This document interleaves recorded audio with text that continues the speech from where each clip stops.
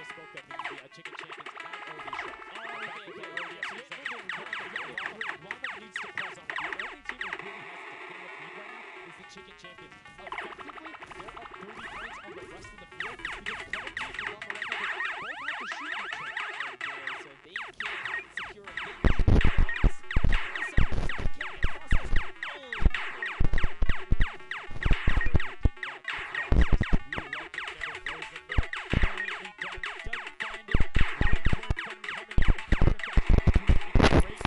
Round 4 will begin. It's going to be the last match, and we're going to see what the line is going to be. Who is up in the tower, who will be able to defend, and can they hold them off? Again, it's already up there. And you can see the chicken champions were able to connect, so it's all about can a Little Whip and them catch up. They need a fantastic run, and they have to do everything to the knife, and you can see right away already tunneling in on those 10-point props. Yeah, the Cuddle crew cannot earn points. The chicken champions, they just kind of continue to press on here. Llama Records are up at their run, but it still matters. There's so much on the line for depending on each game, right? Each game is worth so much. You still want to hold your placement regardless of what. This is still a fantastic game for all the teams in the top 3 right now. And I mean, we saw the Ravens come up huge in their last match, pushing all the way from 7th into 3rd because of clutch last-minute decision-making. Right now, Little Whips are trying to do everything they can to catch up with the chicken champions and not deny them. Ninja still sticking with the water heater runs, trying to get as many of those in, but the chicken champions are still stretching out their lead. They have a 25-point lead, which means the Little Whip Warriors have to either start fast running with the 5-point props or switch to 10-point props. They cannot catch them doing a patient 5-point strategy right now. They won't have enough time with how good the chicken champions have been. They have been the prop masters so far. Yes, they have. They were doing so good, and oh no, Ninja hits a huge spike there. He's trying to dodge, and he's so close to making it through. It's very, very close. Here comes a 10-pointer from Taldoc, sneaks it right in. That's great for the Little Whip Warriors. That's actually going to throw them over the Llama Record Company right there. Cuddle Crew actually is somehow up. Look, the Little Whip Warriors actually went to 2nd place now. They're so close to overthrowing the Chicken Champions as well.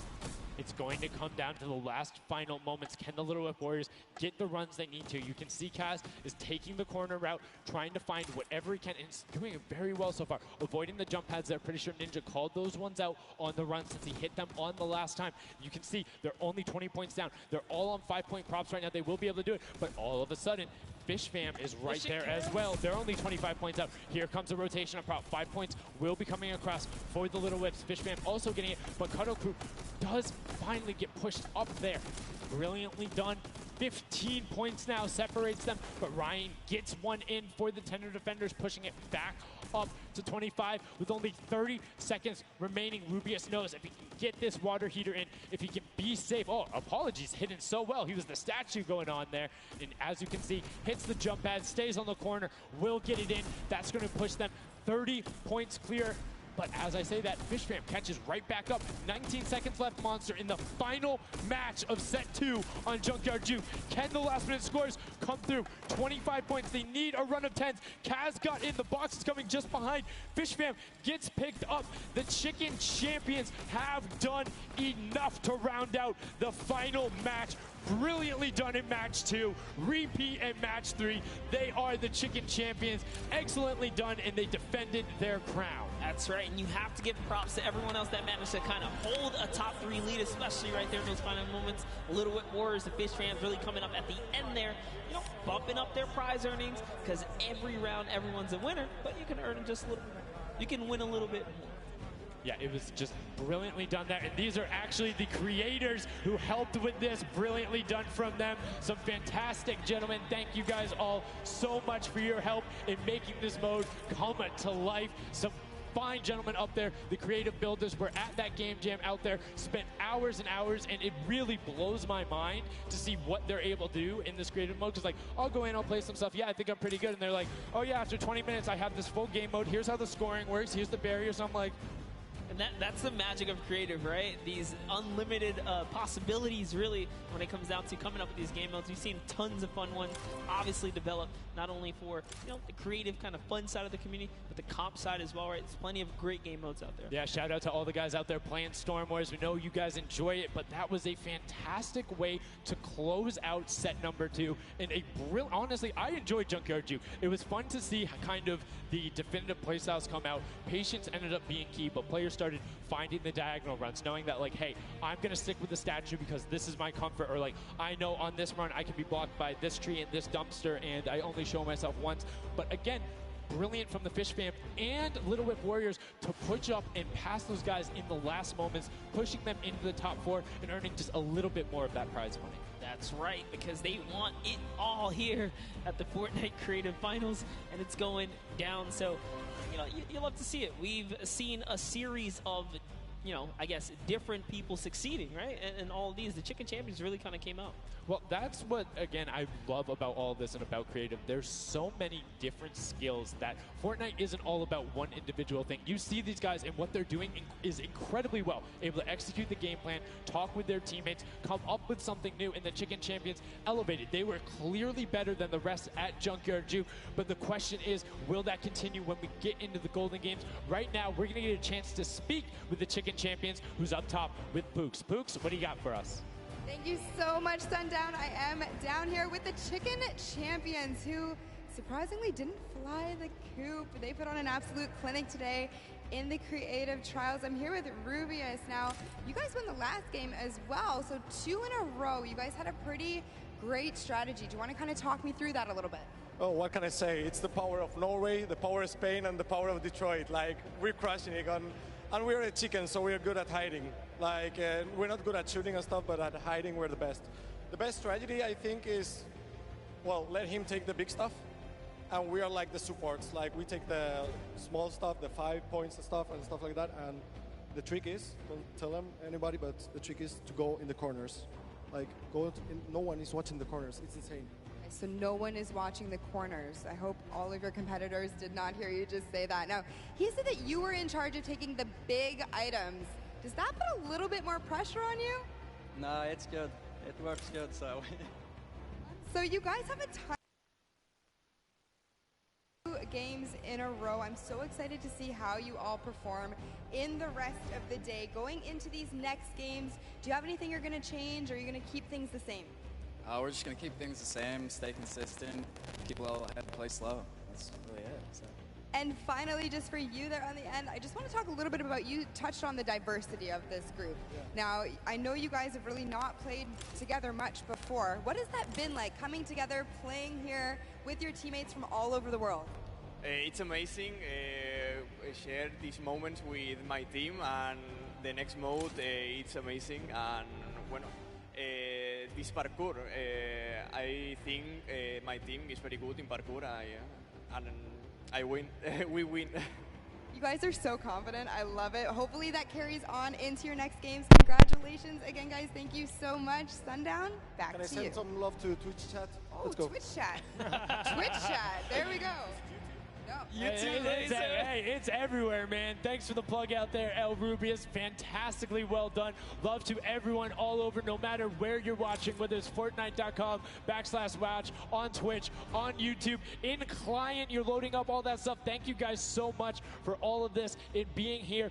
Set 2 is done. It's wrapped up. But, I mean, we saw a big shift in the gameplay. We saw a lot of different changes going on, and it's going to be interesting to see what ends up converting into the Golden Games when we see a little bit of a remix on it. Not going to spoil any surprises. I know, it's fine. But I'm just curious to see who is able to then take their gameplay and enact it when you get to think on it. Because you get to then process and be like, okay, we were this close. We were right there. If we had maybe like a little bit more aggressive, or like maybe if we were a little bit better on defending, or maybe one person picked a different lane, the result could have been different. And these guys have been so good at adapting to the circumstances that I have no doubt that the Chicken Champions aren't just going to comfortably sit on top.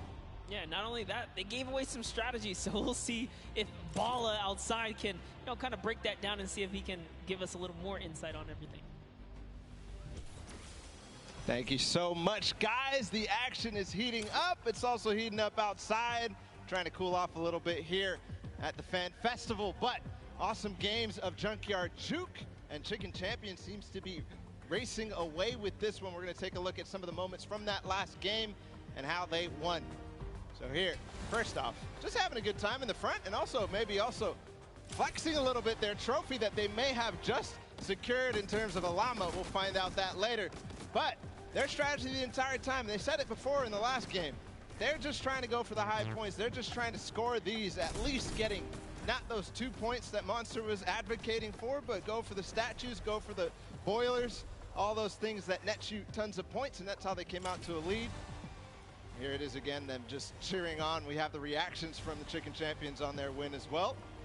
Nice trophy lifts. Maybe they'll be doing that later on here. The statue using that to get above the opponent's vision, their field of view, so that they can't see, they can't hit their shots, and the reactions of the win.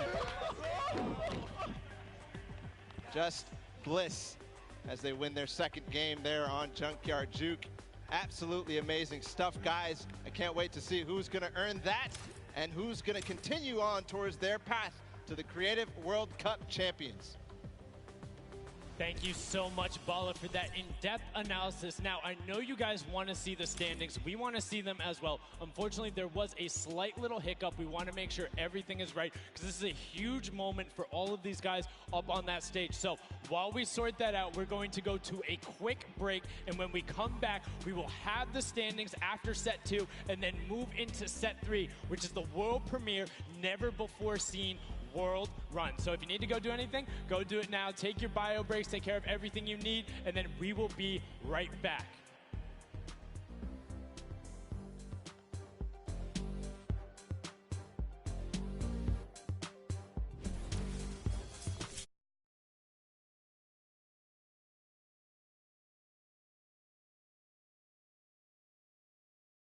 I qualified for week 4 of the creative trials for Godiga's map. I'm really looking forward to showing my skill set off and meeting all the players and showing everyone what I can do here. When it was first announced that there was going to be creative trials, I was really looking forward to it because it was all I did pretty much 24/7. I looked at it as an opportunity. I find after playing Battle Royale, when creative first came out and Scissors released his first death run, I just instantly sort of, took a liking to it and I enjoyed playing it. And I guess from there afterwards, when I found there was money involved with doing death runs and stuff, that sort of caught me and caught my attention and I started playing more. So with my team, my captain is Godiga. He's a French content creator and my teammates are Chaps and Ardia. I think we can do really well at the Creative World Cup. I think our team has a good combination of the death run skills, but also the shooting and building and the good chemistry we have in the team. I think it can really make our team do well. Magma and my team, Raven's Revenge, is going to do really good in the World Cup and we're going to smash the rest of the competition because we have the Battle Royale skills, building, death run, we have it all.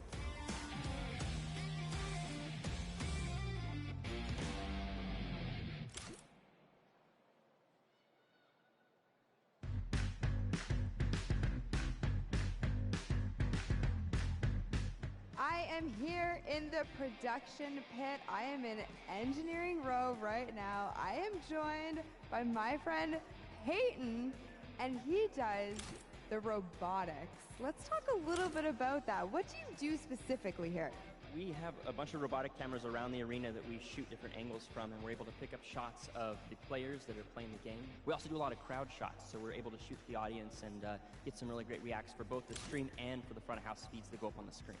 You guys heard it. If you're out in the crowd this weekend here live for the Fortnite World Cup, show us some energy because Peyton is going to be looking for your reactions and you could end up on stream. Do you want to play with it, see how it goes? Of course I do. That's not even a question. I'm so into this right now. This is amazing.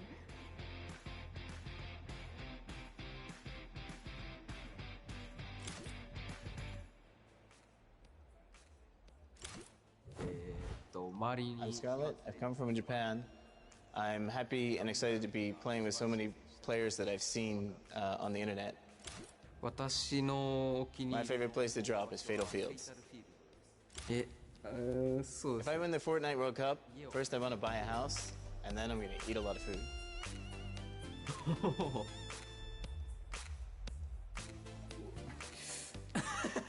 Thank you. so heavy. ワールドカップ本戦 I'm definitely going to win the Fortnite World Cup, so keep cheering for me.